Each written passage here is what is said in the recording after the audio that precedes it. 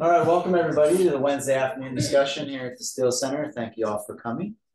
We're excited today that we have Dr. Tom Briggs, who's a specialist and expert in political science and political philosophy and international relations. You got your PhD at Connecticut, right? University of Connecticut. And he's going to be talking about the question of, is democratic foreign policy possible? So let's give Dr. Briggs a warm welcome. Let me just set my timer. Yeah.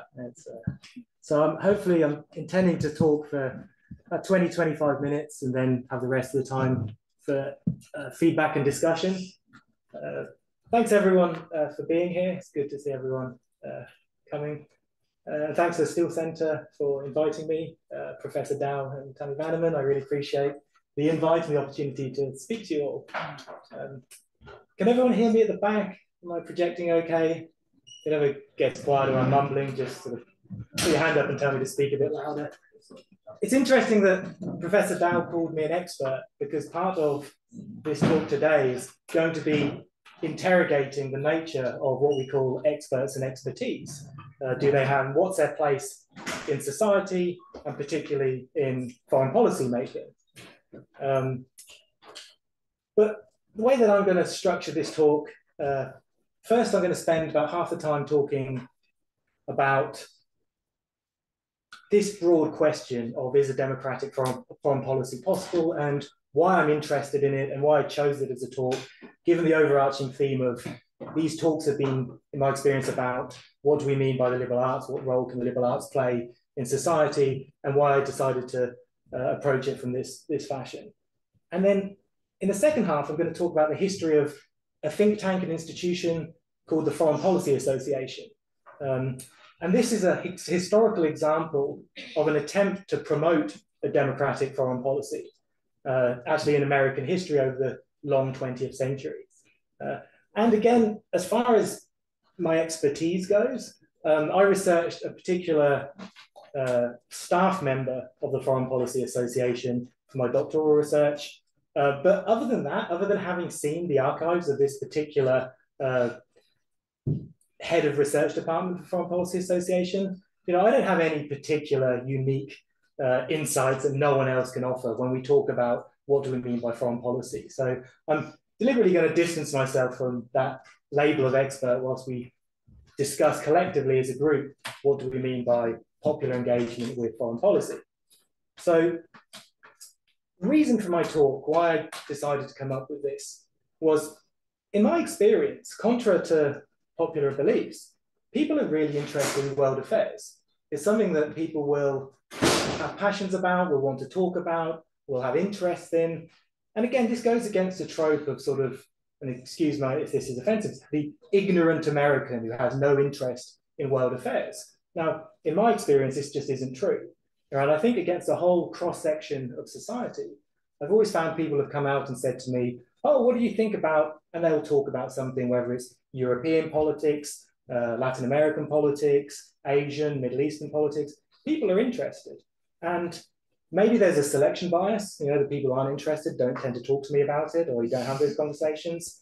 But in general, I found that, sure, if you maybe give a pop quiz to someone on the street about world geography or political leaders, now they may not get 100% in it, but people have their interests and they do expand beyond, our national borders. But the problem here, I think, is that people have a limited outlet for their interests. So these conversations I tend to have with people, they're mostly, small talk. I don't really get to have proper conversations. There's no space, there's no realm for this. And the purpose of this, the outlets, is either just to talk about and discuss world affairs, have the opportunity for discussion with one another, but also to have their opinions inform and influence foreign policy decision-making and outcomes. So this seems to be the limited opportunity here. So have a constructive discussion with people about foreign policy, but then to feel that your opinions actually matter and can influence things as well. So the problem is what we end up doing, I think, is when we meet someone who's politically interested and excited, they tend to what we call ranting into the void, right? And that can either be sort of online, you hear that people are ranting into the void, sort of shouting and having these arguments with people. They don't seem to be very constructive, don't seem to go anywhere. But I also think this happens in physical space, in reality, or in non-cyber space. So social occasions, if you have someone who wants to talk about politics, whether it's a family gathering or whether it's leisure with your friends, we tend to shut down those conversations and we don't want to have them, right? It's seen as sort of awkward, or someone will cut it off with, we'll agree to disagree, or let's move on to something which is more civil. So that's something that I'm not going to over-egg this. I don't think it's a crisis, but I think it's a problem that we don't really have this space where we're interested in foreign affairs, but we can't really talk about it and feel that those talks have meaning and that we can influence things further. Part of the problem as well, I think, is the limited information on world affairs. Now, this may sound contradictory because we have an abundance of information, especially in the online age. But the problem here with so much information is that we have to curate this. We have problems of selection, reliability, trustworthiness of the information that we receive, especially about world affairs, which are relatively distant geographically. So we have this problem of what information do we acquire that informs our views on world affairs and then what we should do about it, foreign policy. Now, people tend to receive information that is highly partial and heavily biased, right? And to an extent, this is to be expected, and I think it's okay, because subjectivity is part of politics, right? We have our views, we have our opinions. There isn't such a thing as in politics, one simple answer. It's an ongoing conversation and discussion. However, I think there is problematic subjectivity which leads to prejudice and biases, which we should try and combat. So I see the problem with when we get the news cycle, media, it tends to intensify our prejudices rather than get us to interrogate our prejudices. And I think sometimes even media coverage that tries to be balanced still tends to, what they'll do is they'll present one person arguing one case, one person arguing another. And when you're viewing it, you just find who do you already agree with, and you want them to win. You want them to destroy the other person. So really, this notion of balance is mostly just sort of buying into that combative bubble mentality.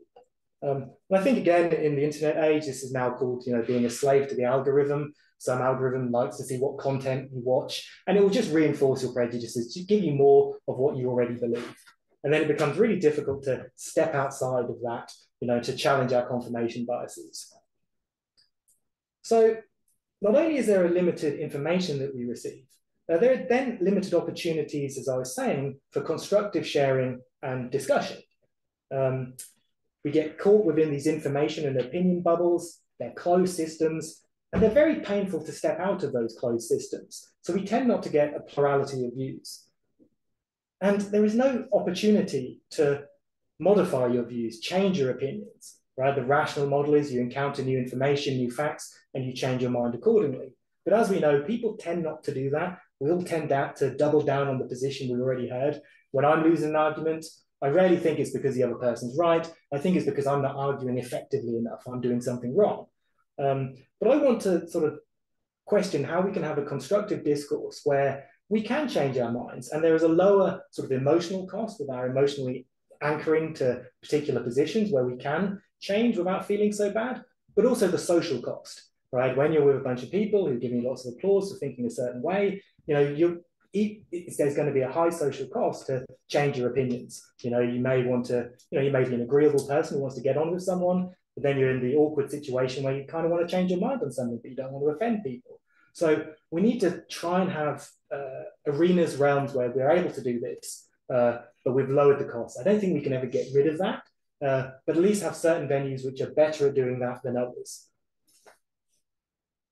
So the question really that this job talk title takes me to is, how do we take this democratic impulse on world affairs, which I've identified, you may want to challenge that exists, I think it does, and how do we channel it into a constructive public discourse, and then into a democratic foreign policy? Okay, just check my time. Cool. So one of the things I should do as a good academic, good student is, what do we mean by democratic? What do we mean by foreign policy? These sort of the academic tools that we're all taught we must do before we answer the question. Now, I'm not that fussed. I don't really want there to be a specific definition that we have to abide by here. I'm very happy keeping these open, but I think it helps just to have some working definition or clear things up in case someone's not sure what these things mean at all, right?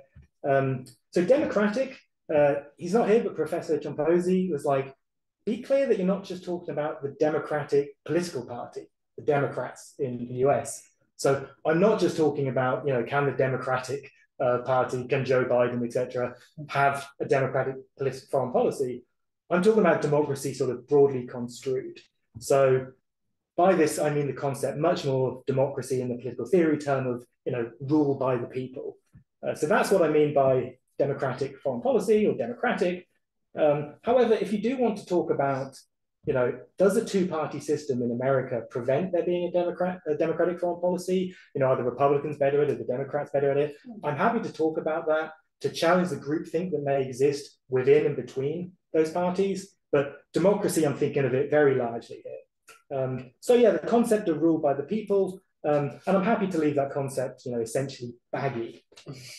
The working definition I came across, though, that I'd probably use here is democratic, meaning an interested, informed, meaningful participation to some extent by some of the American people. Okay, so I've qualified it there. It doesn't have to be everyone, but I'm seeing it more as a spectrum. And I'll say that the more people are able to meaningfully participate, the more democratic it becomes. So there is a spectrum of democracy, and we can decide, how democratic can things be? Is it going to be fully participatory? We vote on everything, and that's how it works, or is there going to be a degree of limitations to that? So that's something to think about. What I mean with democratic. With foreign policy, I must admit I just Googled foreign policy here, and I got sort of the Wikipedia hit or the AI hit of what it means. And I came up with something here, a collection of strategies and actions a country uses to interact with other countries and international organizations. So this is really broad, right? And it can mean defense, security, economic and humanitarian goals and purposes. We can broadly define this as like external relations as opposed to internal relations, and question how a country's external policy is different from its policies within its borders. Again, this is a very broad definition. If you study international relations, you'll be like, well, how's foreign policy different from international relations? Is there overlap between other subfields such as international organization, international law? Candidly, I'm not that fussed about those academic sort of delineations of areas of study, but it's something you may want to take into account. And the other thing with foreign policy, I'm talking really in American context here. So United States foreign policy. But if you do want to talk about other countries' foreign policies, then are they better at being democratic or not? We can talk about that as well. But I think in this context, most people here, I'm not American, but I've been here for 10, 11 years. I feel a vested interest in the US. My citizenship is British, and I'm happy to talk about that as well. But really, I don't mind if we're focused here on US foreign policy, but we can compare it to other things. And what is it that makes America special, right? Is there American exceptionalism in your foreign policy? I would suggest two things you may want to think about that sprung out to me. America is a great power. So the United States, I use those terms interchangeably. Ruth tells me off because of Latin America, South America, but United States, America, I use those terms interchangeably, but US is a great power. It's a big, powerful country. What it does matters and has a big effect globally. It has a big population, it has a big landmass, it's economically, financially, militarily, culturally significant.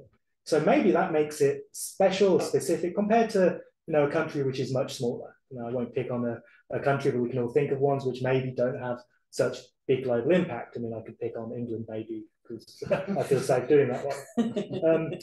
The other thing is it's a democracy, right? So ostensibly you have a democratic ideal, you have democratic institutions, and I think that affects how we think about American foreign policy, as opposed to maybe authoritarian regimes, China, Russia, which are big powers but don't have the same kind of democratic ideals, for instance, or smaller powers, which are also not democratic.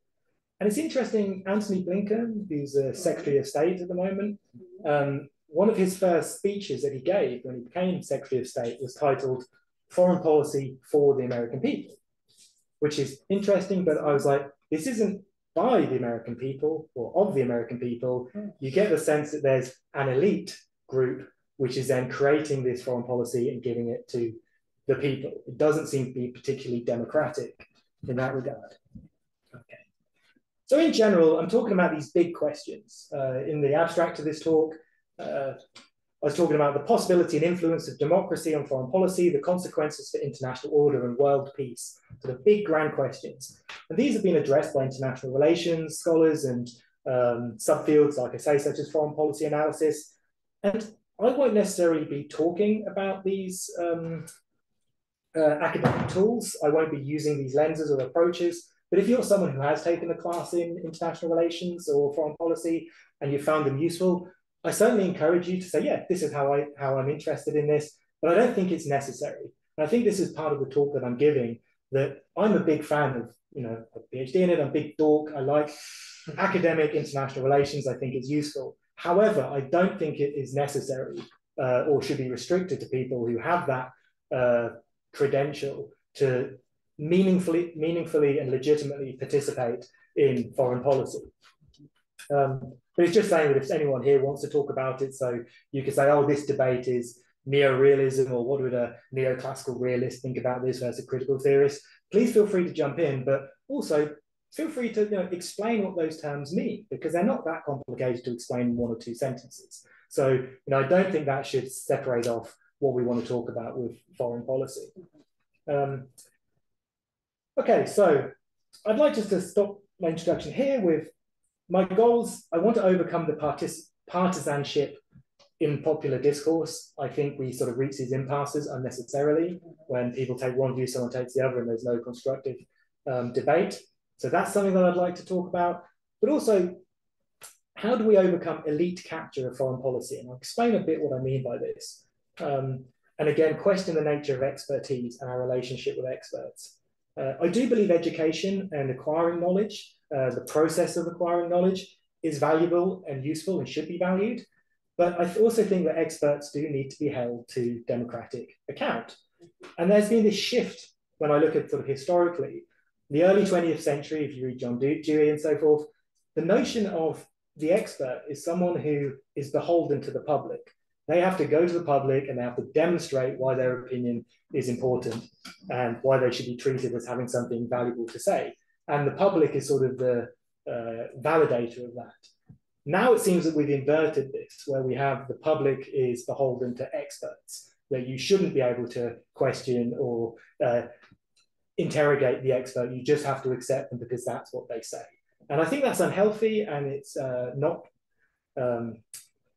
there's a dangerous element to that which can undo trust in institutions and people who are operating these institutions. So again, these are my opinions. You can always challenge them, and I want these to be challenged. This is just sort of putting my cards on the table and saying this is kind of how I'm approaching it, but feel free to challenge that as well. Okay. So I'm now going to quickly talk about the Foreign Policy Association. I've got about 5-10 minutes, if that's okay, just talk about the Foreign Policy Association and Vera Michelle Dean. So slide 2 of 3. There we go. Just some pictures. And some pictures to look at, and I'll refer to some of these. This one here is a book that came out in 2023 by David Allen, which if you're really interested in the Foreign Policy Association, I'd recommend is the best publication at the moment to read about this. It goes into what I'm going to say into a lot more detail. And the literature there on the right is the Foreign Policy Association is still going. It's not as influential as it once was, but it runs these things called Great Decision series, and there's debate over the term Great Decision, because it's kind of based on great books. But they're still going, and this is an example of some of the literature they put out, where they run reading groups where people discuss key issues in international affairs and foreign policy. And I've just sort of zoomed in on the ones there. There's 8 things that you can discuss, which they say are the key core topics that people may be interested in 2024.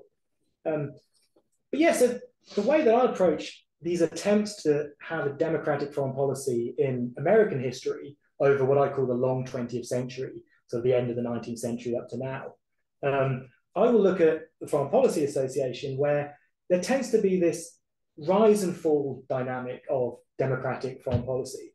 So the overarching story, and always be cynical of overarching stories that people give you, but in general, America, as its global influence and power increased, there was this rise in public engagement in American foreign policy. So you had the war with Spain in 1898, the Cuba, the acquisition of the Philippines, and then you had American intervention in World War I. And America started going from being a big economic power to being a bit more militarily present in the world. And alongside that, there was this idea that you needed to have a population, a public, an engaged and democratic public that were aware of foreign affairs, that looked outwards into the world. So you had this movement amongst intellectuals and academics to try and educate and inform the population and have this democratic engagement. They felt it was vital. Foreign Policy Association was part of this move.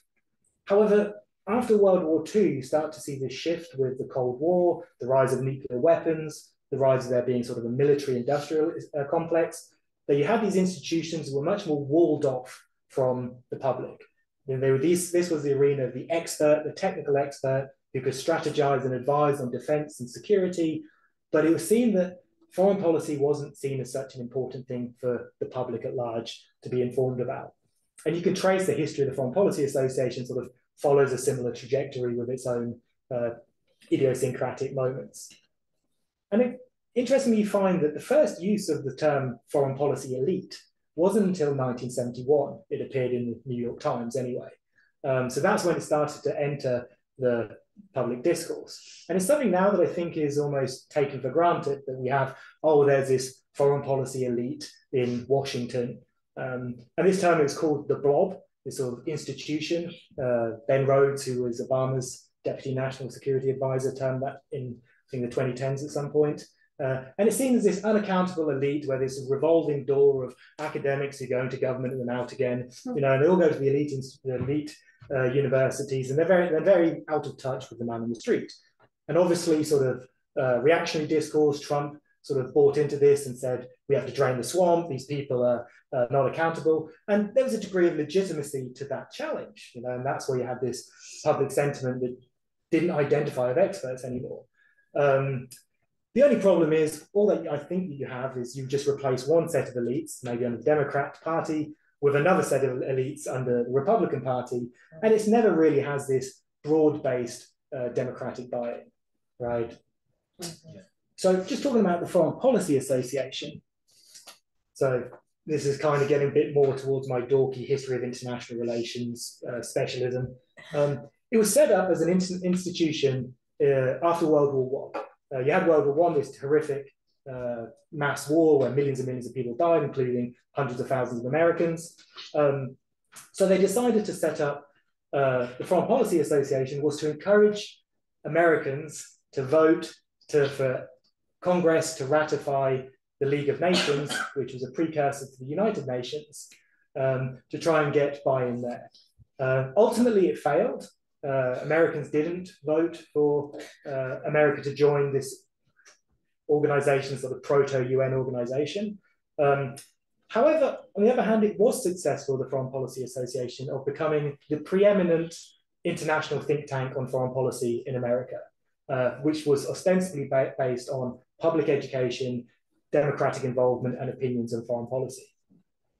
Part of this success was in 1925. It had its own research department. It was funded by philanthropic organizations, such as the Rockefeller Institute. And the wife of John D. Rockefeller convinced him to give a lot of money to set up a research department. And this was at a time when the State Department didn't have much of a research department itself. So it kind of outsourced a lot of its research to the Foreign Policy Association. And in tandem with this research focus, it also had a public education focus, where they distributed pamphlets and educational materials, but also they did hold these sort of fancy luncheons in swanky New York hotels. But they'd invite two intellectuals to come and discuss an issue. But these issues this was recorded and broadcast around America, and people would tune in and listen to it. In the 1930s, it tended to shift towards trying to educate the population against extremist ideals such as communism and fascism. It tried to sort of balance against that as they grew more popular in the Great Depression. But it maintained this commitment to open democratic public discussion, and not having a political bias. It was relatively politically neutral.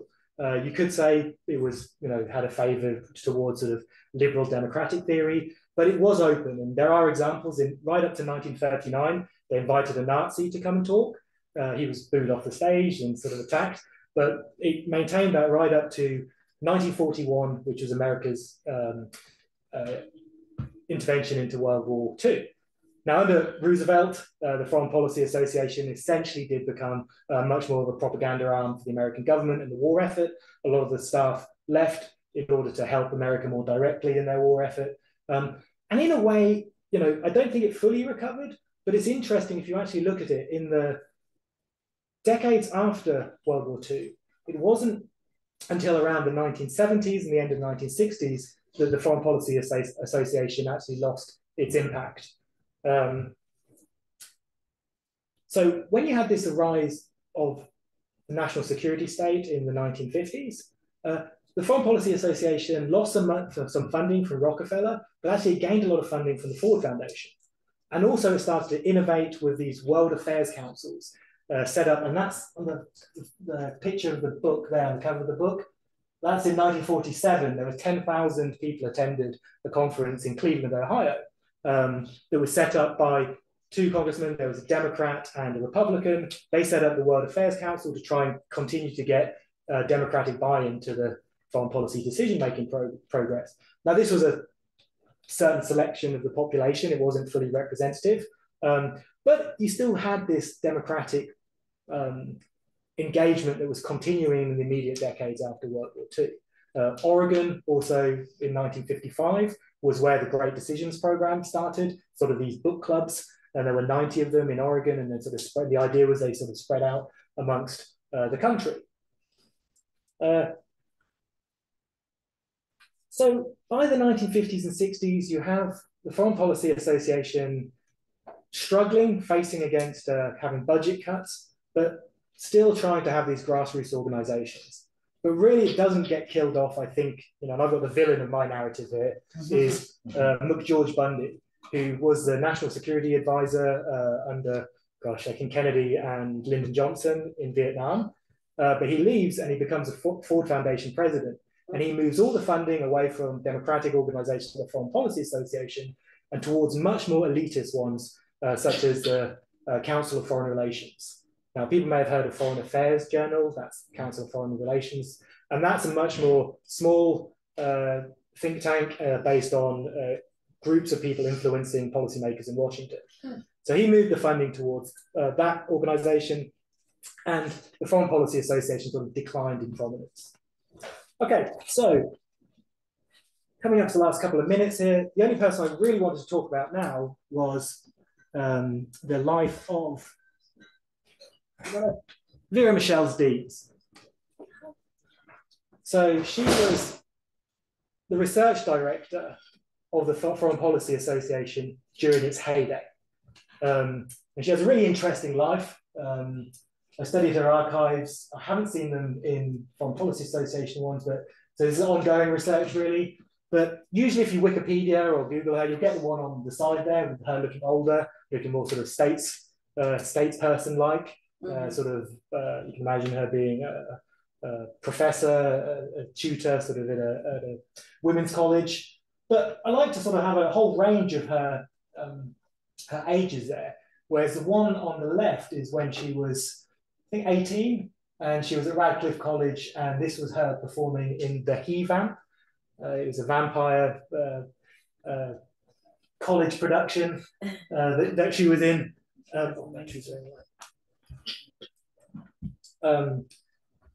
When she was 18, the one there is when she's in her 30s and 40s, and then sort of progressing to get in her career. Now, Vera Michelle Deans, she was born in Russia, in St. Petersburg in 1903.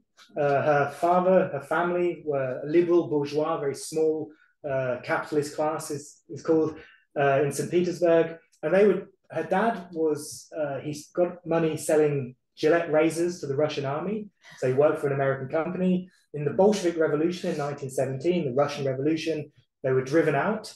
They managed to escape through Finland. They reunited, the family reunited in London, but then Vera moved to the Gillette Razor Company, sponsored her to study at Radcliffe College, which is a women's college at Harvard at the time. She did a bachelor's in politics. She went to Yale to study her master's in international law. She went back to Radcliffe to do a PhD in international politics and law, one of the first women to get a PhD in international relations. And then in 1928, she gets a job working for the Foreign Policy Association. So she was going to work there. She married a lawyer in New York, but her husband died in 1936 when she had a young girl and she was pregnant with a son. So she had to embark on a full-time career in the Foreign Policy Association, where she became the research director. I have down in the blurb that she was research director from 1938 to 61, but in reality, she was acting about 5 years beforehand. She was acting in that capacity, but she just wasn't getting paid properly. There was a man who wasn't doing the job properly. That's actually what was happening, but he was getting paid and she was doing the job. There's a whole gender dimension to Vera Michelle Dean's career, but I won't talk about that now because that's essentially what I did my dissertation on. But if anyone's interested in it, I can definitely talk about that more. The interesting thing about her was she was dedicated to promoting a democratic foreign policy, for our purposes anyway. It drove her scholarly principles in her work. She defended the Foreign Policy Association's impartiality. She turned down lots of opportunities to work in prestigious academic positions because she was so dedicated to the Foreign Policy Association. She was a serious scholar who traveled the world and knew world leaders. She was part of the American delegation to the United Nations Conference in 1945. But she was really sort of hounded out after World War II. There was a lot of FBI investigations against her as a potential communist subversion. I did a Freedom of Information request, and there's lots of J. Edgar Hoover signed files investigating her as a potential communist subversive from 1941 to 61. Now, I can't find the reason why she was forced to leave the Foreign Policy Association in 1961. I haven't been to the archives there to find out, but I get a very strong suspicion that it's because she was pushed out for political pressures. One, well, primarily because she was Russian of origin, even though she is a naturalized American citizen, and she was suspected of being a communist. She really wanted to join Adlai Stevenson's United Nations ambassadorship, and she was going to get that job, and she was stopped at the last minute because of a Chinese nationalist interest group who said that she was going to be too favorable to communist China. So her career is really interesting, and you see that she's pushed out of this position where she was trying to have a democratic foreign policy, but because of her position as a potential Russian spy, right up to her death in 1970, she was being interviewed by the FBI about her relations with various potential Soviet agents. So I will actually just leave it there, really. I'll happily talk about Vera Michelle Dean's done Blue in the Face. One thing I would like to talk about would be the gender dimension to this is not insignificant. The Foreign Policy Association massively relied on the National Women's League of Voters. Their organizational structure was what the Foreign Policy Association mapped onto. Often they would invite male speakers, male experts. Vera Michelle Dean's was a female expert who would come and speak, but it was very much, if you attended any of their events, the chances are, I read somewhere that you'd either be a woman or sitting next to a woman there. So they were definitely female-oriented events, and you can see a gender dimension to this maybe in the 70s as women get pushed out from those organizations. So that's not insignificant. So I just want to end here on a very unlikely thing for an academic to do, is to say, here's what I would do to try and have a democratic foreign policy. Usually I'd say, I want more research money or something, right? Or there needs to be more research. But I think a good idea is, I look here and it seems a lot of you are undergraduate students who are passionate about various causes, politics, foreign policy. But unfortunately, there tends not to be that space for people once they leave university, unless you're going to somehow enter into the foreign policy elite, or whether you're going to become an academic or something. So I think there's a real, and I think we're talking about this, a need to have adult education classes, or not even education classes, but adult discussion classes about a variety of interests, where you can talk about world affairs. And my proposal would be for universities and colleges to offer, evening classes for people who are interested. Once you go off and you have your legitimate, valuable jobs in various areas, you can retain those interests in, foreign policy. And you can attend classes that run like the classes that you attend, but you don't have the pressure of exams, you don't have the pressure of a too heavy workload. Reading can be optional, possibly, and then you have those spaces to meet people. And it's not just, you can go to a lot of civil society groups tend to be politicized. We all think this already. That's part of the membership, and then we discuss this, which they have their function, I believe, in political society, but ones which are much more politically broad would be valuable. So that's kind of my suggestion or policy recommendation would be to have much more opportunities for adults beyond lifelong learning. When you go off and learn more, you can continue to have these discussions, update your beliefs, and you can have it intergenerationally as well. So you can have someone who is much older with someone who's much younger, sharing ideas, so you don't all get segregated into these little bubbles of thought. And I think universities who have these facilities, could run them successfully. And I'm not a complete utopian. I do think that hierarchies emerge based on people's certain claims to knowledge and authority. Maybe there's a role for university professors or other people to facilitate discussion in a sort of hands-off way, just to make sure that people have their chance to discuss things. You can never be totally neutral, right? But do it in as fair and balanced way as possible. That's kind of my recommendation. Okay, obviously I spoke for too long. We have about 25 minutes, is that right? I would love to hear questions. I'll go back to the original slide here, because I don't have a subset of smaller questions. Usually if you want people to answer questions, you ask them a small, specific question. But I like to keep this big and open for the question of, do you think it's possible to allow multiple different views and perspectives?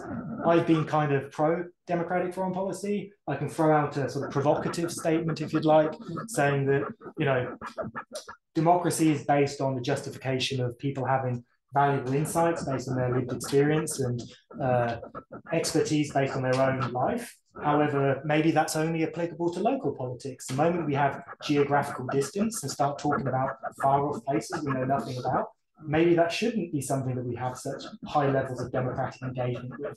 Maybe we should leave it to the experts. Okay, so with a heavy dose of cynicism where I said that, I'd love to throw it open to any questions, comments as well. That'd be great. Thank you very much. Put your hand up and I'll bring it to you.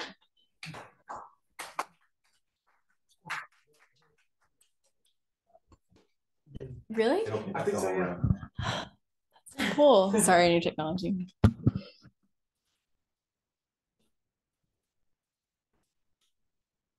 A comment. I don't want to sidetrack the conversation, talk about problems of higher education, because it's not the conversation. And I like your focus on like outside institutions and like engaging the general public. But I felt really seen in this talk, like as a politics major graduating this year from Hendrix, because I have a lot of natural interest in foreign policy, but I've only taken one foreign policy class my freshman year. And it's because I have this vivid memory. My first ever politics class, I raised my hand in class, and the professor says, "There's such a thing, Brigham, it's bad questions." And I never took another foreign policy class, and I feel like you really got at this like heart of.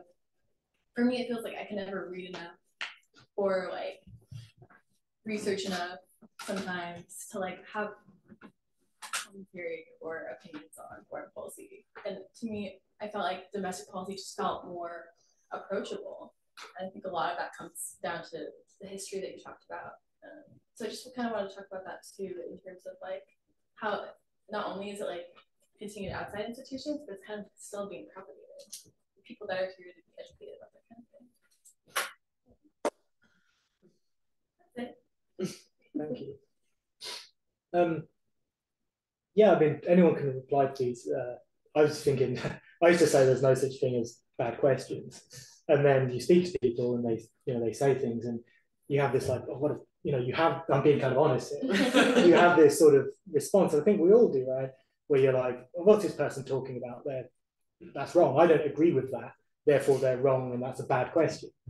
And again, I would want to fight this elitist impulse that I think we all have, that when someone says something that you disagree with, you instantly want to write it off as, if not a bad question, a bad opinion or based on bad information. And then you have this elitist sense where if I can just shut you up without having to address your question, then that will make me feel good.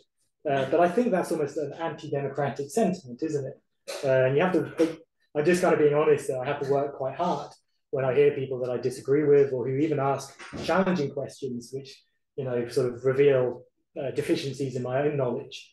Then I'm like, oh, I don't actually want to answer that. But I think we need to have an environment where people can ask those questions. And if you don't immediately have an answer, then that's kind of okay, right? You haven't been destroyed or, got or something, or exposed. I try to sort of stick up for that elitist tendency I think we all have. Ideally, you want to be like, no, there's no such thing as wrong opinions, but you'll be surprised when someone says something that, especially when you find it offensive, right? And, I always try and bound it with civil discourse, right? As long as you're not, being too mean, then it's okay. But I think we still, even within the bounds of civil discourse, we all get a bit, anxious and agitated, and having somewhere where sometimes it's good to go off and have a rant with a friend who totally agrees with you. But I think there needs to have this space where we can challenge it. I think also there is a problem with, and I was saying I'm a big proponent of academic political science, politics, if you want to get rid of the science. I do like those tools and their ways of doing it, but I don't think it is the only way. And I think it can be narrowing, where, especially if you're learning just to learn a definition or a certain way of doing something. I don't know what other people think about that. Have they had similar experiences or times that you have wanted to talk about foreign policy and you haven't been able to? Kind of people you encounter who seem to love foreign policy and you wish they'd sort of dial it down a bit? I don't know. One thing that I experience specifically with discussing foreign policy is when I'm a transfer student, I used to go to UT Austin, and it was during COVID times, and I somehow got in this Discord of all of the politics majors in UT Austin. And they would have these long,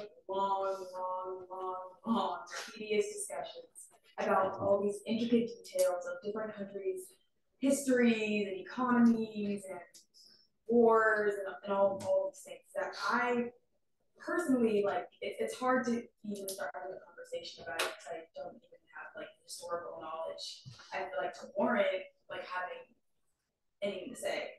But I think maybe it's just a sociologist in me. But I think one way that I always view foreign policy in particular is not just how we as Americans interact with it, but how those policies impact the wider global community and other countries.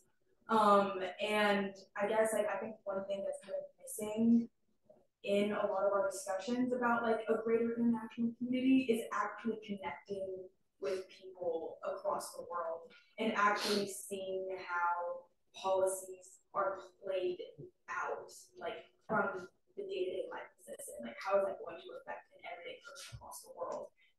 And sometimes I feel that a lot of discussions on foreign policy are so intellectual that it almost distances ourselves from people, and that's wary of for sure. Great. So I don't have a pen, so I'm just trying to. Oh, sorry. The first thing you were saying about what puts you off in those discussions online. When is it that two people is it that they dominate discussion and they push everyone else out? Is that sort of the issue where people are they're sort of marshalling all this empirical historical information, and it seems that they then become experts and everyone else isn't allowed to talk? Is there a way that you could design an ideal forum? And I'm kind of stealing the president's question from last week here, but a way that how you would, someone who's has lots to say from a sociologist perspective, how you can feel, heard and that you're able to participate without necessarily silencing or limiting people who do feel passionately and want to talk about it? Is there a way that you could sort of design, I don't know the forum you're specifically talking about, but I have similar ones that I could think of. Is there a way that you would try and modify that to say, well, here's how I think it could have been more constructive as a discussion? Yeah, well, now that I'm thinking about it, which I haven't thought about this so long, so it's like years ago. But I think it was like everyone, it was a Discord chat, so it was pretty much all free for all, and people were just having open discussions. And then next to our usernames, we could put like political affiliations, and there were so many of them. And I think one thing that would benefit is just having more focus. Sometimes when we're concerned, like for me, like I just said, like, I'm concerned about like people, I'm concerned about like the environment, I'm concerned about like indigeneity across the globe. And coming from that perspective, it's hard to talk to someone who is speaking about like Germany and like the long like colonial history of it that I'm like not familiar with at all. And I feel like finding spaces where we can be more specific is really where we have enriching conversation. Because if we spend too much time rounding off information that spans from so long ago, it's hard to find a point in all of Yeah, it. this talks again to the liberal arts thing. I'm not in higher education at the moment, and I was trying to think of the value of what it is. And I think what you're talking about is sometimes when you lack a structure, and that can be very liberating and freeing. You don't have to be at class at 8 a.m. to do this thing you're not interested in. But sometimes, I'm someone who, lots of things that I want to do, I fail to do because I'm not given an external structure. And maybe if, a way that you can, address various policy issues, whether it's domestic or foreign policy issues, would be to have a structure, a loose one, which is, you don't feel trapped by, but it's like, well, this week we're discussing the environment. We're not discussing someone's pet topic, and people will always bring in their unique interests, but maybe a way to sort of, have, university classes, sort of that kind of core structure, but that allows for a broader range of things that maybe you can then have what feels like more interesting discussions with multiple different viewpoints. But again, this would require a societal change where people have time and space, because often you don't always have that. You want leisure time for some, just mindlessly consume some stuff, and that's totally fine and have fun with friends. But you need that third space, which isn't work, which isn't recharging your batteries, which can still be intellectual endeavor. I think elitism is definitely bad, right? But I think sometimes we make like arguments about elitism, or like sometimes throw out other things we care about. So I'm like sometimes worried when people are like thinking about foreign policy can be elitist and it ought to be more democratic. Awesome. But like if elitism means like certain people because of their constitution, because of who they are, get to talk about it and other people don't, that's obviously bad. Like aristocrats or bourgeoisie, or like people born into a certain, born of a, sex in a particular way, or of a certain race, or in a certain class, they get to talk about it and other people don't. That's bad, right? But if we mean like, this where I think it's a little bit more complicated for me. Some people know and some people don't know, right? And do we want to say like we don't value knowledge? We don't want to go so far as saying like the people who know and the people who don't know are on equal footing, because then we can't say it's important to learn things, or like it's important to gain knowledge, right? So like in higher education, what do we want to do? Well, we want people to gain knowledge. We don't want them to gain knowledge in a way that undermines them or makes them feel like we're not talking about the right things, right? Yeah. So also too, like there's good intellectualism and there's bad intellectualism, right? Like there's a sense in which pursuing questions can be because you need to be able to think about this before you act. So that's a kind of good intellectualism, but of course you don't want to do it for its own sake necessarily, right? I think maybe. So I guess I don't want to. I'm wondering how do we make sense of ruling out the bad elitism and still maintaining we are here to learn or come to know things or come to think through what we. Hopefully you come here and you go to college and you know more things than you got there, right? Mm-hmm. Yes. I feel like sometimes though it's on the part of the person that knows more to like not make the person who doesn't know more feel like it's a part of who they are. Like yeah. That person is better than that person. Like deep down. I was trying to say intuitively, intrinsically. Intrinsically, like there's something about them that like deems that they should know the information, and so like it discourages them from asking questions. I think information sharing and knowledge is like if you know something and you think someone's interested in it, like share a resource. Like I think there's almost like a greed or like a power sometimes because it makes people feel better than other people instead of like wanting to build this all up. And I think that's where elitism. That's where it's bad. Yeah, interesting.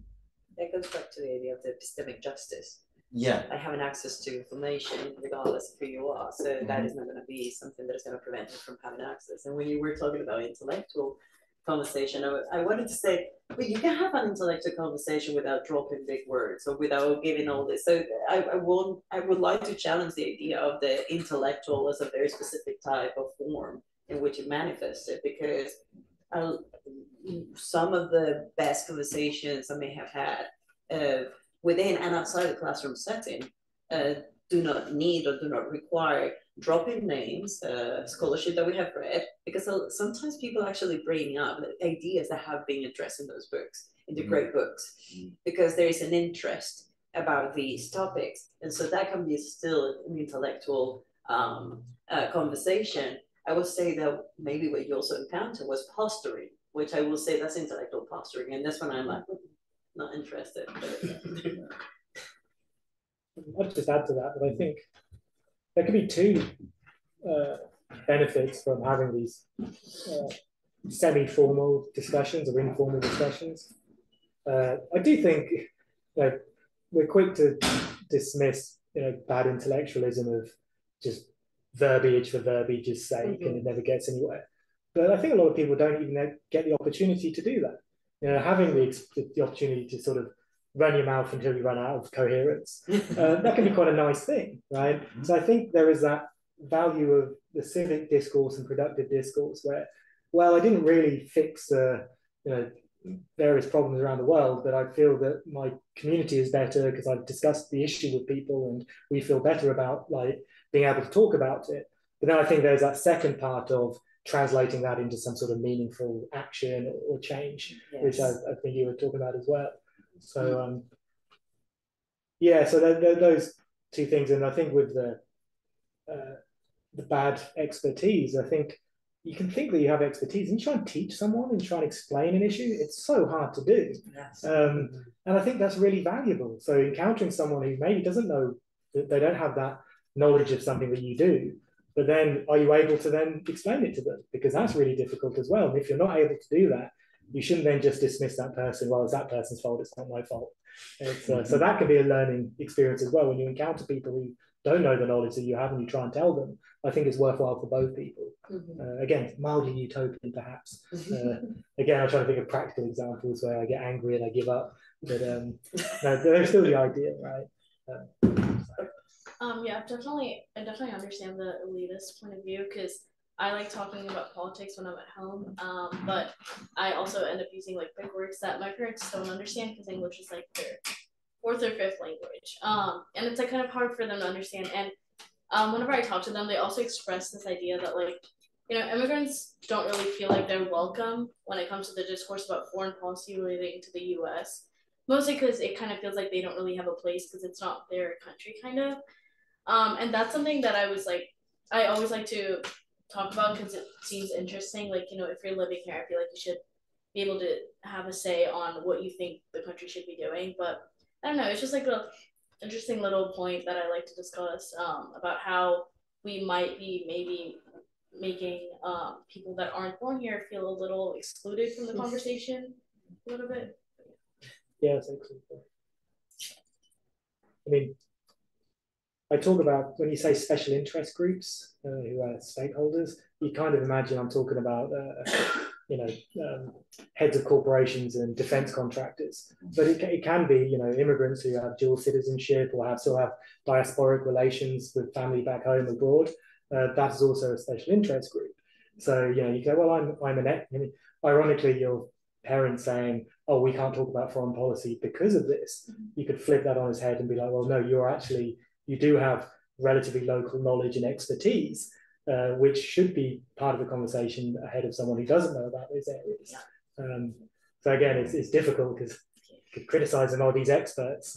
But no, I feel a similar thing. It's having that dual conflicting, oh, maybe I shouldn't talk about it because it's not I chose to come here, therefore I have to keep quiet about these issues. Yeah. And I think that might also extend to domestic politics as well. I think you have a point. Sorry. I actually don't really. It's all been said. I want to bring up something else. David. Oh, sorry. I know you're talking about how the United States is like very powerful in terms of like how our country affects others. And I wanted to know your opinion on like Americans. Like, do we have like a intellectual like moral responsibility to educate ourselves on foreign policy? And like, if we do, how does that relate to like consumption in terms of like media we're interacting with or like products we're buying? Like, how does that all relate in terms of like our responsibility to like, I guess, interact with other countries in a moral way, I guess? Yeah. So I get excited because the Cleveland World Council had as its motto, world affairs are our affairs. Apparently most people at the time, the 40s and 50s, had heard that motto, but no one could ever define it effectively. But yeah, so there was a lot of talk, I think, especially after, sorry, being historical, but after the Cold War, where you have this globalization discourse where everyone gets incredibly excited that we live in a globalized, interconnected world. You have terms like global, the global and local. I think global, act local, or something. So you have all this, but in a way, I wonder whether that's a real challenge, isn't it? I'll leave it as that because I don't have an answer. Because whenever I taught an introduction to international relations class, you start off by saying, what in this room came from beyond our borders, right? And me, but shoes, all these other things as well, right? But then on the other hand, we suddenly insist that, I make the case that everything's local and we have no business telling other people what to do outside of our borders. So yeah, that is a challenge of, I think it's easy to throw around terms like global citizen and, things that nature doesn't know about borders, climate change doesn't know about borders, pollution doesn't, etc. It's completely valid, right? But, there's a political science answer. Then trying to find those institutional mechanisms which will recognize that and sort of be responsive to it is difficult. I don't know if you had any further thoughts on it. I don't know. It's just something that has been brought to my attention because one of my introduction classes was about like, in particular, like cultural products that we consume and like media we interact with, and I don't know. It got me interested about like how what we do like in America affects other countries, especially with like I don't know if you heard about like boycotts of like Starbucks and other companies funding the genocide that's happening in Palestine. And it kind of just like brought to my attention how what I personally interact with can affect like the lives of other people that I'm not even aware of. Yeah. So I think there is an international, just with the boycotts, because obviously there was a boycott of apartheid South Africa, which was the 80s of my time, but that was sort of the beginning of those movements. And yeah, there's always two halves to this, because I think with the cultural impact of America is huge, and especially underlined with economic power as well. So on the one hand, we can really underestimate that, how influential what America does can be around the world. But then I think we also can overstate that I think we saw that with the sort of Iraq battle, that we suddenly thought that everyone around the world is like Iraq, and so that happened in the 90s. Sorry, everyone around the world is like America. So there are those two things. On the one hand, they are really significant, is really significant. On the other hand, there is all this difference in the world that maybe we overstated the way that I think Thomas Friedman had all the world is flat, we're all the same, but it's not. And that alliance of domestic and international politics. Sorry, let's thank Dr. Briggs. Oh, sorry, guys.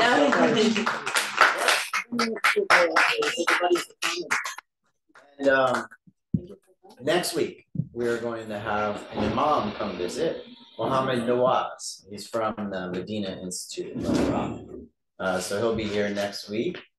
We don't know what he's talking about yet. It's gonna be interesting. And then also I wanted to